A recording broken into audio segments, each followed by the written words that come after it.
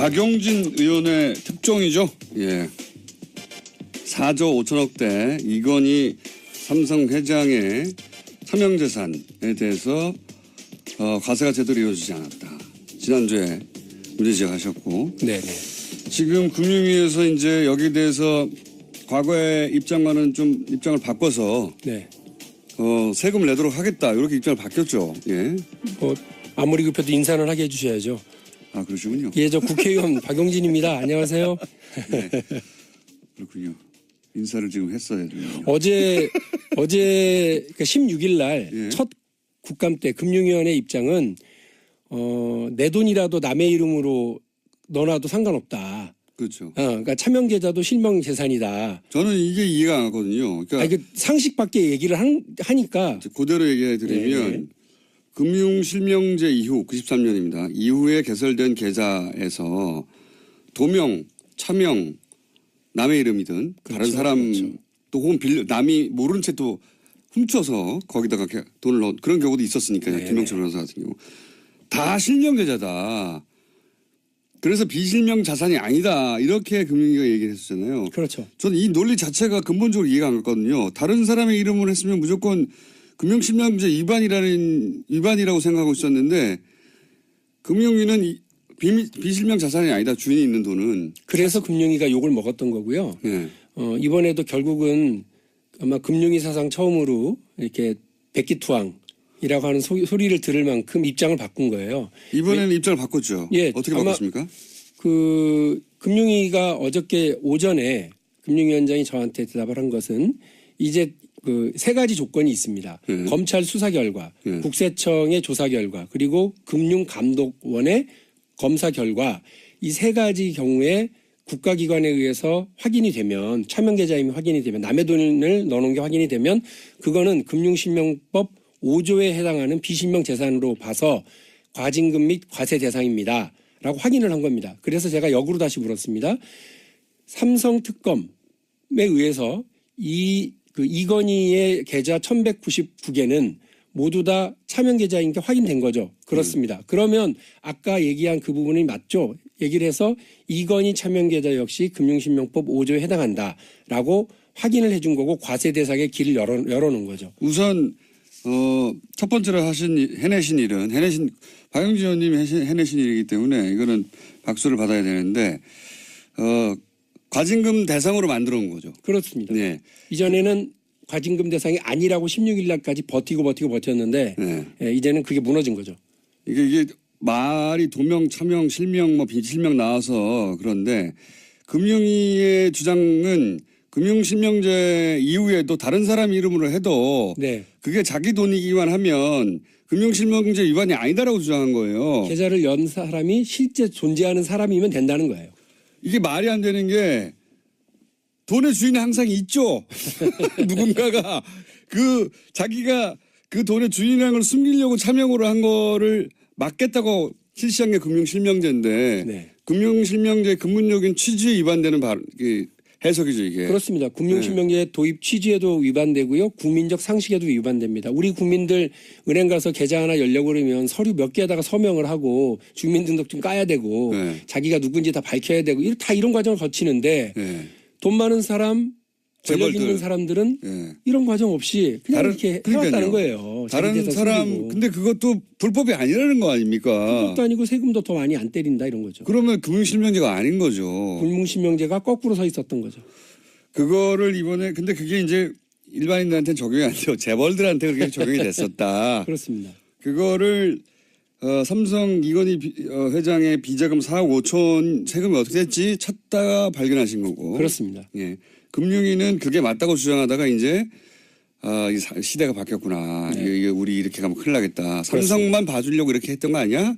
라고 하는 지적에 이제 손을 든 거고. 그렇습니다. 예. 그래서 그거 비실명 재산 맞습니다라고 인정한 거죠. 네, 그렇습니다. 그래서 이제 과세 대상의 길을 열었죠. 과세 대상. 근데 이제 문제는 이런 지적도 합니다. 과세 대상이 되긴 했는데 과세만 해가지고는 뭐 1,000억대밖에 안 되지 않냐. 네.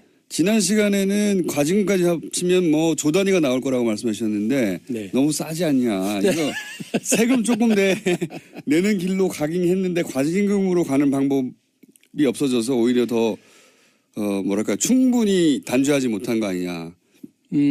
그 법에 그렇게 정해져 있다라고 하는 걸 전제로 일단 말씀드려요. 그러니까 93년도 김영삼 대통령이 저녁 8시에 느닷없이 금융실명제를 발표하는 걸 기준으로 해서 엄청 박수 받았죠. 네, 그 이전에 만들어 놓은 계좌는 과징금 및 과세 대상, 그 이후에 만들어 놓은 것은 과징금 대상은 아닌 과세 대상 이렇게 분류가 되어 있습니다.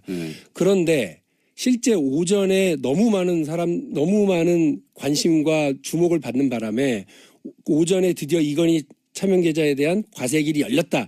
이 뉴스에 집중하는 바람에 국감에서요? 예, 네. 어제 오후에 제가 했던 중요한 발언을 아무도 기사화를 안 했어요. 그래서 알려지지 않았나? 예, 그래서 제가 지금 말씀을 드리면 네, 오후 국감의 질의에서 숨겨놨던 네. 비장의 무기. 네. 자, 금융위는 뭐라고 그러느냐면 1199개 이건희 차명 계좌 중에 20개는 93년 이전에 만들었다. 잠깐만요. 이게 이제 법이 93년 이전의 것만 과징금을 내게 돼 있어요. 네, 그렇습니다. 법 자체가 그래요. 이거는. 예. 예. 그러니까 93년 이후에 만들어진 이런 차명은 그러니까 거기서 추가 발생한 세금만 내게 돼 있는 거거든요. 네. 세율을 높게 해가지고 90%까지. 그렇습니다. 90.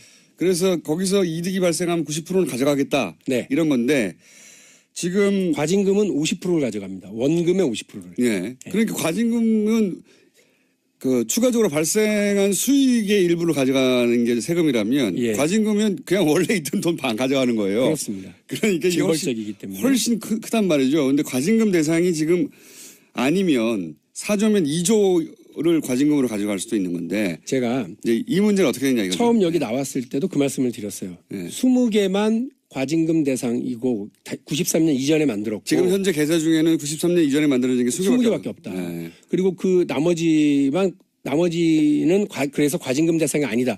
그 얘기를 듣고 깜짝 놀랐어요. 대한민국에서 누구도 그걸 몰랐거든요. 그런데 우리가 막 조지다 보니 금융위가 조지다. 그거 저 표준어입니다. 표준어. 예, 표준어입니다. 하다 다소 보니 저속한 표준어입니다. 이렇게 뒤를 캐다 보니 예. 그 금융위원회에서 그동안 꽁꽁 숨겨놨던 자료를 막 우리들한테 제공을 합니다. 수긍하다 근데 보니까. 그 중에 우리 황당했던 게 아니 상속 재산이라더니 87년에 돌아가신 분이 어떻게 그 93년 이후에 예, 개설할 수 6년이나 지나서 그거를 줬단 말이야. 이게 무슨 말이야? 하고 황당했다는 거죠. 예. 그러나 어쨌든 그 조사 결과 20개만 93년 이전에 했다고 그러니 그 20개만 과징금 대상인가 보다. 그러나 그 20개는 실명 전환을 했다. 이렇게 해서 과징금 대상에서 빠져나갔다라고 우리한테 설명을 했단 말이에요. 오후 질의에 우리가 뭘 물어봤느냐면 그 20개가 원래는 이건희 명의가 아니죠. 예, 이건희 명의가 아니었습니다. 차명이었습니다. 그러면 대상이고. 실명 전환을 할 때 이건희 명의로 했습니까? 그랬더니 아니요. 다른 사람 명의로 했습니다. 그럼 여전히 비실명 그러면 대상이고. 오전에 얘기했던 차명 계좌가 검찰 조사에 의해서 확인된 차명 계좌는 비실명 재산으로 금융실명 5조에 의해서 과징금 및 과세 대상이라고 하였으니 이건희 명의로 바꾼 게 아니라 삼성의 김 과장에서 삼성의 이 과장으로 바꿨네요. 그렇습니다. 그럼 그것도 대상이죠. 아, 그렇네요. 이렇게 답이 나왔어요. 그리고 또 하나 과징금 대상을 20개를 찾으셨고. 찾았습니다. 네. 그다음에 1199개 중에 176개는 실명으로 본인인 것이 확인되어서 징계 대상이 아니어서 빼놓은 거예요. 검사 대상이 아니었던 거예요. 근데 그거는 그 176개입니다. 근데 176개는 과징금 대상인 93년 이전 건지 이후 건지를 그것도 확인을 안 한 거예요. 거기서. 우리한테 보고도 안 했어요. 네. 그러면 그래서 176 개를 물었죠. 찾아봐라. 그 176개는 네. 이건희 명의냐 아니냐. 이건희 명의가 아닙니다. 다 그러더라고요. 명의가 아니니까. 그러면 예. 오전에 확인한 대로 이것도 차명 계좌, 이것도 비실명. 검찰 조사에 의해서 확인된 비실명 재산. 그러면 금융실명법 과징금 5조에 대해서 과징금 혹은 과세 대상 맞죠? 이게 맞네요. 자기들도 몰랐다는 듯이 예 맞네요 이러더라고요. 그럼 그 확인이 된 거죠. 그러면 이제 금감원이 전수조사를 해가지고 그걸 가져오면요. 이제 시즌 2, 시즌 3가 열립니다. 왜냐하면 요 되게 중요한 포인트인데요. 2명이 확인이 된 바가 있습니다. 여태. 한 명은 김용철 변호사입니다. 예, 제가 쭉 얘기했죠. 이분은 50억짜리. 팀장, 부사장급 정도의 팀장인데 자기 계좌에 자기도 모르게 50억이 들어가 있었더라라고 얘기를 내 했습니다. 돈 아니니까 가져가라고 그랬죠. 그때. 이제 전체 4조 5천억 원 중에 50억 세 발의 피죠. 예. 그런데 현명관 부회장은 예. 현명관 사장은 자기 계좌에 2천억 넘는 이건희 재산이 차명으로 들어있다. 예. 라고 한 적이 있죠. 내 돈 아니다라고 기자회견을 한 적이 있습니다. 예. 그런데 현명관은 그걸 88년도에 개설됐다고 얘기를 합니다. 그런데 김용철은 그 돈이 자기 계좌는 93년 이후에 된 걸로 기억을 하고 있습니다. 중요한 건 뭐냐면 93년 이후에 근무했으니까요. 그렇습니다. 예. 그 만일에 20개의 과징금 대상인 그 계좌에 현명관 것은 하나가 있죠. 나머지 한 10개 정도가 현명관하고 비슷하게 2천억씩 넣는 게 있다고 한다면 과징금 대상은 어마어마해지는 거죠. 2천억 현명관 10개면 2조예요. 현명관 전 사장이 네. 2천억이 있었다는 기자회견을 했었으니까 네. 그것만 따져도 1,000억이 되네요. 과징금이면. 그렇습니다. 예. 그러니까 아니죠. 그렇죠. 현명관 것만 따져도 1,000억이 되는 거죠. 그렇죠. 1,000억대가 되는 것이고 지금 의심하시기로는 그렇게 사장급들의 네. 소위 93년 이전에 만들어진 20여 개의 계좌 확인된 일자가 확인된 이 계좌에 그렇게 덩어리들이 크게 있지 않겠는가. 그렇습니다. 그러니까 이것도 사실은 다른 경로를 통해서 들은 건데 1199개 계좌 중에 대부분은 소소하다. 소소한 게 10억에서 한 5, 60억 정도. 우리한테는 소소하지 않지만. 한 10개에서 15개 계좌 안에 2천억 규모의 덩어리들이 들어있다라더라라고 하는 거를 우리가 들었기 때문에 이번에 금감원으로부터 그 전수조사 결과를 받게 되면 말씀드린 것처럼 새로운 길이 열리는 겁니다. 시즌2가. 그러니까 일단 93년 이전에 개설되어 있던 차명계좌의 금액을 확인하면 그 금액들은 다 절반까지 과징금 대상으로 만들 수 있다. 과징금 및 과세 대상입니다. 근데 그 덩어리들이 클 것으로 예상하고 있다. 그렇습니다. 지금으로서는. 그렇습니다. 현명관 전 사장의 기자회견을 견주어 보건데 그때 사장급들에게는 그렇게 큰 돈을 넣지 않았을까. 오래 근무한. 그렇습니다. 믿을 만한 사람한테 많이 주고 못 믿을 사람은 한 10억, 50억 정도로 했던 것 같아요. 저도 못 믿을 텐데 삼성이. 제 계좌도 좀 활용해 줬으면 좋겠네요. 아니 저는 50까지 바라지도 않아요. 5천만 원 정도라도 어떻게 저렴하게. 그런데 중요한 건 어제 오전에 금융위원회가 자기들 창립 이후에 최초로 정치인에게 자기들의 잘못을 반성하고 손을 드는 거에는 여러 가지 이유가 있어요. 박영진 얘기했다는. 저도 잘났지만 그럼에도 불구하고 정권이 바뀌지 않았더라면 그리고 이 정부가 그런 의지가 분명하지 않았다면 어려웠을 거라고 봐요. 이명박 대통령, 박근혜 대통령 때는 이거 몰랐나요? 알고 있는 사람들이 있을 텐데 아무도 문제제기 안 하고. 알고도 쭉 그냥 간 거고요. 두 번째로는 공감이도 버텼겠죠. 우리 더불어민주당 의원들의 그 협업도 되게 잘했어요. 훌륭하게 잘해주셨고. 본인이 제일 잘했고 일단요. 그리고 이 방송의 힘도 대단했어요. 어쨌든 엄청난 압박이 되는. 저희도 잘했고 다 잘한 것으로. 그 덕분에 여기까지 온 것 같고요. 어제 오전에 일단 무너뜨려 놨으니까 이제부터 제가 말씀드린 시즌2, 시즌3로 가기 위한 추후 작업들은 계속해서 당 전체적으로 가겠습니다. 박영진 의원입니다.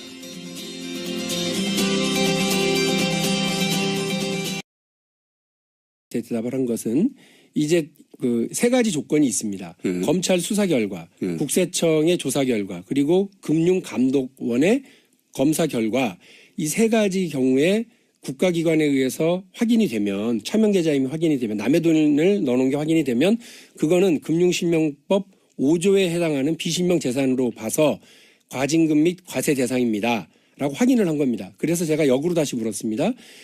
삼성 특검에 의해서 이건희의 계좌 1199개는 모두 다 차명계좌인 게 확인된 거죠. 그렇습니다. 그러면 아까 얘기한 그 부분이 맞죠? 얘기를 해서 이건희 차명계좌 역시 금융실명법 5조에 해당한다라고 확인을 해준 거고 과세 대상의 길을 열어놓은 거죠. 우선 첫 번째로 해내신 일은 박영진 의원님이 해내신 일이기 때문에 이거는 금융실명제 이후 93년입니다. 이후에 개설된 계좌에서 도명, 차명, 남의 이름이든 다른 사람 또 혹은 남이 모르는 채 또 훔쳐서 거기다가 돈을 넣은 그런 경우도 있었으니까요. 김영철 변호사 같은 경우. 다 실명 계좌다. 그래서 비실명 자산이 아니다. 이렇게 금융위가 얘기를 했었잖아요. 그렇죠. 저는 이 논리 자체가 근본적으로 이해가 안 갔거든요. 다른 사람의 이름을 했으면 무조건 금융실명제 위반이라고 생각하고 있었는데 금융위는 비실명 자산이 아니다. 주인이 있는 돈은. 그래서 금융위가 욕을 먹었던 거고요. 이번에도 결국은 아마 금융위 사상 처음으로 이렇게 백기투항이라고 하는 소리를 들을 만큼 입장을 바꾼 거예요. 이번에는 입장을 바꿨죠. 어떻게 바꿨습니까? 금융위가 어저께 오전에 금융위원장이 저한테 가서 계좌 하나 열려고 그러면 서류 몇 개에다가 서명을 하고 주민등록증 까야 되고 네. 자기가 누군지 다 밝혀야 되고 다 이런 과정을 거치는데 예. 돈 많은 사람 권력 재벌들. 있는 사람들은 예. 이런 과정 없이 그냥 이렇게 해왔다는 거예요. 다른 자기 재산 사람 숨기고. 근데 그것도 불법이 아니라는 거 아닙니까? 그것도 아니고 세금도 더 많이 안 때린다 이런 거죠. 그러면 금융실명제가 아닌 거죠. 불문신명제가 거꾸로 서 있었던 거죠. 그거를 이번에 근데 그게 이제 일반인들한테는 적용이 안 돼요. 재벌들한테 그렇게 적용이 됐었다. 그렇습니다. 그거를 삼성 이건희 회장의 비자금 4억 5천 세금이 어떻게 됐지 찾다가 발견하신 거고. 그렇습니다. 예. 금융위는 그게 맞다고 주장하다가 이제 이 시대가 바뀌었구나. 네. 이게 우리 이렇게 가면 큰일 나겠다. 삼성만 봐주려고 이렇게 했던 거 아니야?